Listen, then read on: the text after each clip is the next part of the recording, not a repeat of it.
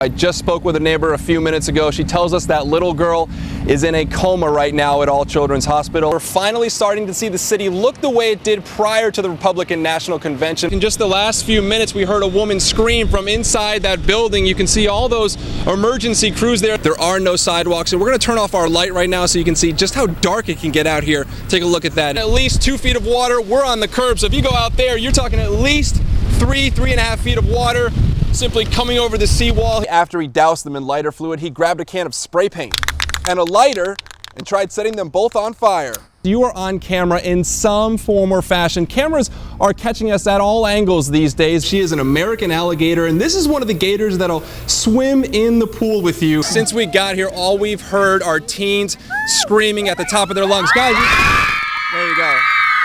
Yeah. It's been like that all day long. I think I'm actually deaf in my right ear now. AAA's new study shows some pretty shocking numbers on the issue. It says with one passenger under 21 in the car, the chances that a young driver gets into a fatal wreck go up by 44%. It doubles with 2 under 21. And with 3 or more under 21, the risk of a fatal accident quadruples. Florida voters, be warned. You're going to have a lot on your plate when you enter the voting booth this November. I'm an MBA graduate, and it was a little overwhelming. These election ballots are long, very long, some of the longest ever, and they're filled with complicated constitutional amendments, 11 of them printed in full. The legislature part is ridiculous. It's just unbelievable. I wonder if they know what they're writing in there. So we put this ballot to the test, giving it to a handful of voters to see how long it would take them to read it start to finish. Cue the music. Minute by minute, page by page, folks read and reread every word. Property value decline. To authorize the legislature to provide by general law taxation assessments in Section 6. We found it took about an average of 7.5 minutes to get through it all, though some did admit to skimming. The 2 longest and most thorough voters took 12 and 17 minutes to trudge through it all. If that's the first time that you're looking at the ballot, when you're at the ballot box, it would be a real challenge. It's just paragraph after paragraph, it's a lot of information. And here's something to think about. The total runtime on this story is going to be about 1:45. Now we found through our little study here, it'll take folks about 5 times that to get through the Florida ballot. It's a total of 6 pages, so it is quite lengthy, it's quite imposing. So what we're offering and what we want people to do is become as familiar as possible with the ballot. Otherwise, expect lines and long waits on Election Day as voters read and read some more before making their voices heard.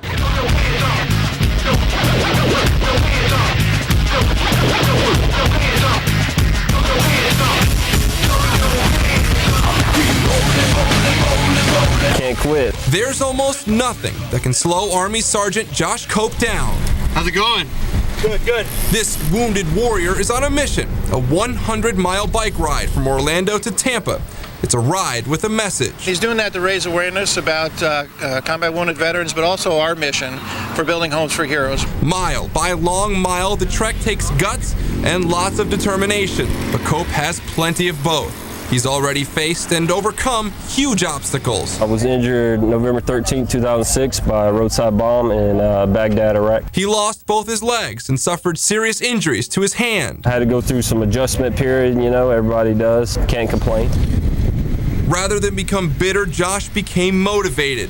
He says since the injury, he started cycling. Since he can't ride a standard bike, he uses this hand cycle. It offers him freedom and focus. His 100-mile ride requires a lot of upper body strength. He says he's been training for about 3 months to prepare. Josh has got that drive and that spirit to do something like this, so I was excited. We all wanted to get behind him and make sure he was successful.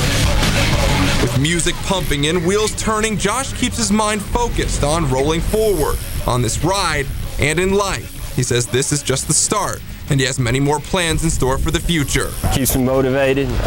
They keep me going. It's really awesome. Helping himself and helping others. The new battle plan for this wounded combat veteran. What could be more macho than brawny guys working in a warehouse? Brawny guys working in a warehouse sporting mustaches, of course. I got a mustache for the Movember campaign. You heard him right. November has become Movember. It's a growing campaign where men sprout stashes to raise money and awareness for prostate and other cancers affecting men. The fellas at Bay Stage Lighting in Tampa are proud to show off theirs. It's different. This is the first mustache I've ever had. It's been a lot of fun. Everybody's got a different style mustache. Everybody's doing a little bit different. Even the ladies are getting involved. Our owner at Bay Stage Lighting was diagnosed with prostate cancer in 2009, so it's a cause that hits close to home for us. I love the style of Movember. It's definitely a man's cause. And an important one. Prostate cancer is the second leading cause of cancer death in men. Early detection is huge. Since 2003, Movember has helped raise $174 million worldwide for research and prevention. You always hear about the Susan G. Komen and women's health and all that, and men's health does tend to get neglected a lot more. Walking around with this for a month is a little bit more awkward than going to the doctor, you know? Not to mention, it's pretty cool, depending on who you ask. I've heard some women say, you know, he's got a nice mustache over there, and so, me personally, not a big fan. Lucky for her, the campaign only lasts till the end of the month, but like these guys say, there's always next year. Do you feel more manly having a mustache? It's just a sense of pride. The only hard part about doing this story is the fact that I personally can't grow a mustache. The hair just doesn't come in for me. Apparently, I'm not man enough, but I can always dream. I'm a man. A manly man. Josh Cascio, Fox 13 News.